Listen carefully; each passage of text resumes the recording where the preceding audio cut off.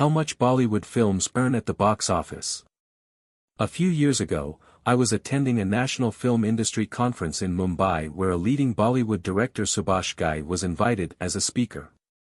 In his address, Ghai didn't mince his words to describe Indian filmmakers as copycats. While stating that he got popular as a director after his debut film Kalicharan, Ghai labeled his other 16-odd films as Kalicharan 2, Kalicharan 3, Kalicharan 4, and so on. With this candid admission, he revealed that all his films are repetitions of Kalicharan and made using the conventional Hindi film formula that lacks creativity.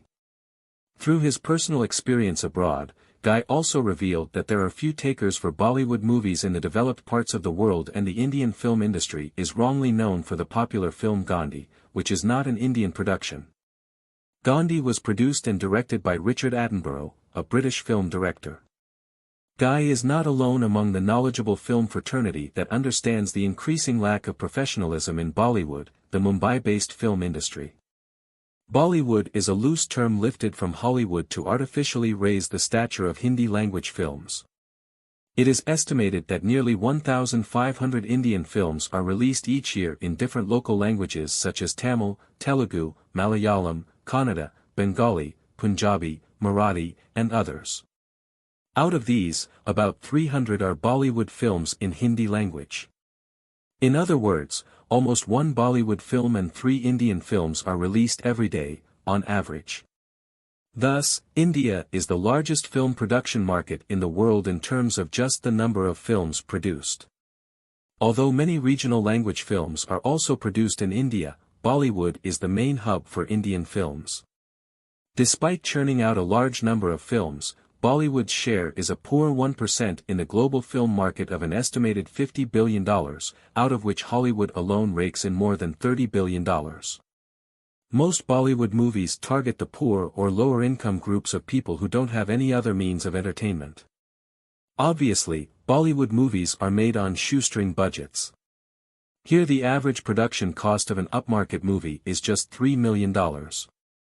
And a high-end Bollywood movie earns a paltry $5 million or so at the box office, although the film companies usually inflate the box office figures. In contrast, a Hollywood movie can earn even $1 billion in the first few weeks of its release. For example, Lionsgate's The Hunger Games: Catching Fire earned an impressive worldwide box office revenue of $838.2 million in its first 7 weeks of release. Earlier in 2009, James Cameron's Hollywood blockbuster Avatar collected $1 billion in just 17 days of its release. It took almost 4 years to complete Avatar at a production cost of a whopping $300 million, and it earned $2.8 billion worldwide.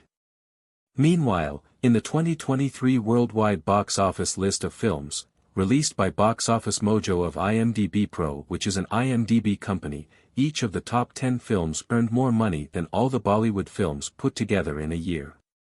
In fact, Bollywood operates at pathetically low performance parameters. It's an okay business even at a dismal scale for Bollywood film companies, most of which are run like roadside shops by a few old actors and their family members. As Bollywood has become a family fiefdom, the sons, daughters, and other relatives of the veteran Bollywood film artists work in new films for peanuts to keep the costs in control. While the family dominance in Bollywood films has reached extreme levels, it is assumed that even the dogs, horses, rats, and cats that appear in some scenes also belong to these traditional families. That is among the reasons that the old clan doesn't allow independent artists to enter or flourish in Bollywood.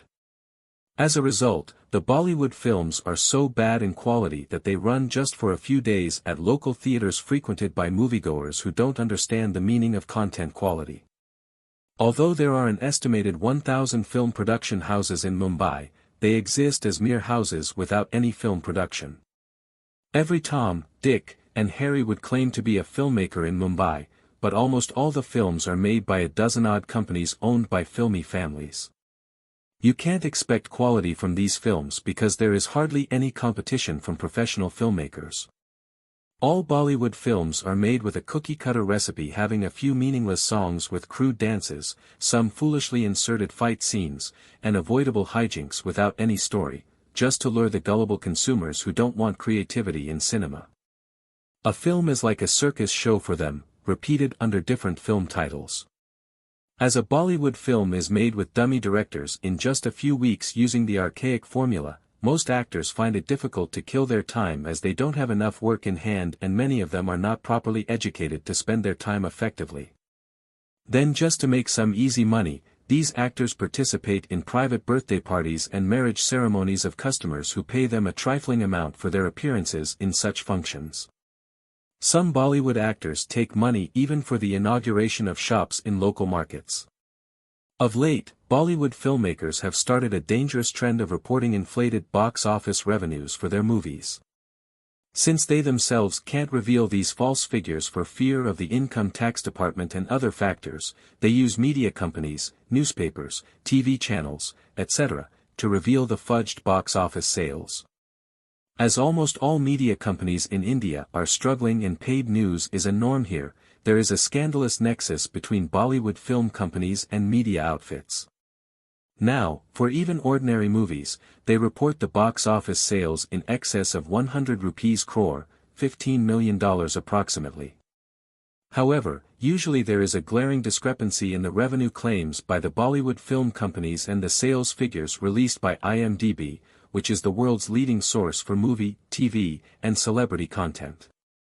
Just before the release of any movie, the local newspapers and TV channels are replete with frivolous interviews of actors, directors, etc. that are tacitly sponsored by the film companies. While a truthful media organization must reveal explicitly that these interviews and media reports are sponsored, here they deliberately conceal this fact to influence the consumers unscrupulously. Thus, the objective of most Bollywood film companies is to make a fast buck by hook or by crook without improving the quality of their content. While no Indian movie could ever win an Oscar, there is a surfeit of shady awards for Bollywood actors and their films from media organizations to keep their mutually beneficial and dishonest money-making pursuit intact. In the process, they bamboozle the consumers with the false glitz of the film business. That's Bollywood for you. Keep watching. The Dirty Show is running without any break. The script for this video has been written by Rakesh Raman.